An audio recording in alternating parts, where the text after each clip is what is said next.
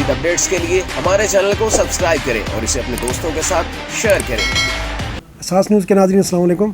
امجد ارشاد چودھری نئی ویڈیو کے ساتھ آپ کی خدمت میں حاضر ہے۔ آج ہم جو ویڈیو لے کر آئے ہیں اس کا تعلق جو ہے پاکستان کی بدقسمت قومی ایئر لائن سے ہے، PIA Pakistan international air line. وہ ایئر لائن جو ایک زمانے میں پاکستان کی شناخت تھی، جو دنیا کی کامیاب ترین ایئر لائن سمجھی جاتی تھی، اور وہ ایئر لائن جس کی مدد سے مالٹا نے اپنی ایئر لائن کھڑی کی، یورپی ملک مالٹا۔ وہ ایئر لائن جس نے ایمریٹس جیسی ایئر لائنز کو کھڑا کرنے میں مدد دی، لیکن پھر بدقسمتی سے ہمارے ہاں سیاسی مداخلتوں، بھرتیوں اور کرپشن کی وجہ سے یہ ایئر لائن آج ایک جو ہے وہ دم توڑتی ہوئی ایئر لائن بن چکی ہے۔ اور اس میں جو آخری کیل ٹھونکی ہے وہ جناب سابقہ PDM حکومت نے ٹھوکی ہے۔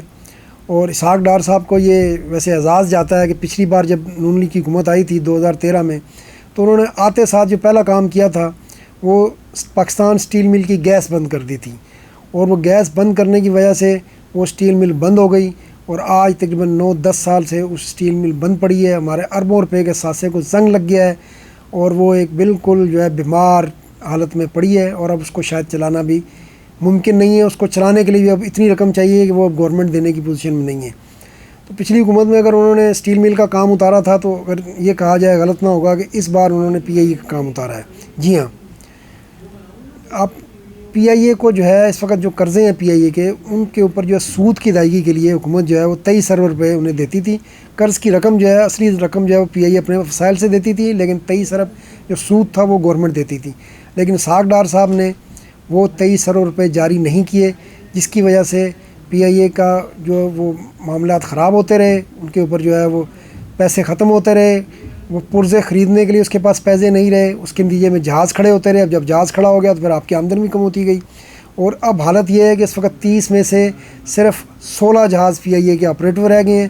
14 جہاز اس وجہ سے کھڑے ہیں کہ ان کے لیے پرزے نہیں ہیں، اور پرزے اس لیے نہیں ہیں کہ اسحاق ڈار صاحب نے اس کے لیے پیسے جو 23 ارب گورنمنٹ نے دے رہی تھی پچھلی، وہ انہوں نے نہیں دیے تھے۔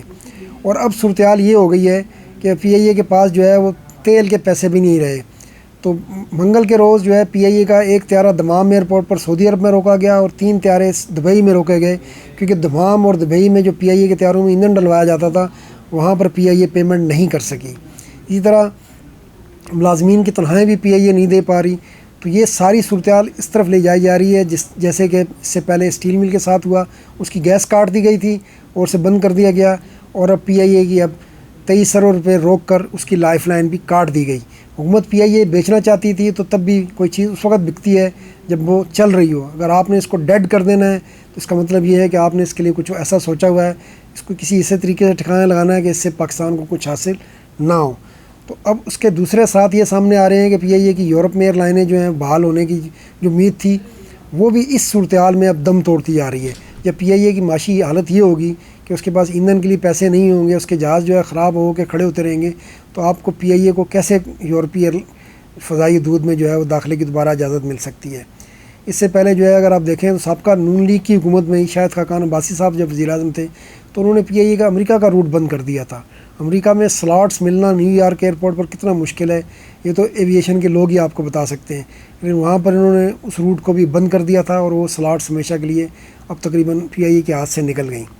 تو اب یہ ساری تباہی کی پوری ایک داستان ہے۔ PIA اس وقت جو ہے اگر اسے پیسے نگران حکومت نے بھی جاری نہ کیا، اب ویسے خبریں آ رہی ہیں کہ شاید 14 ارب روپے جاری کرنے کے لیے حکومت تیار ہو گئی ہے، لیکن 14 ارب روپے سے PIA کے بحالی کا آپریشن جو ہے جاری رکھنا ممکن نہیں ہوگا۔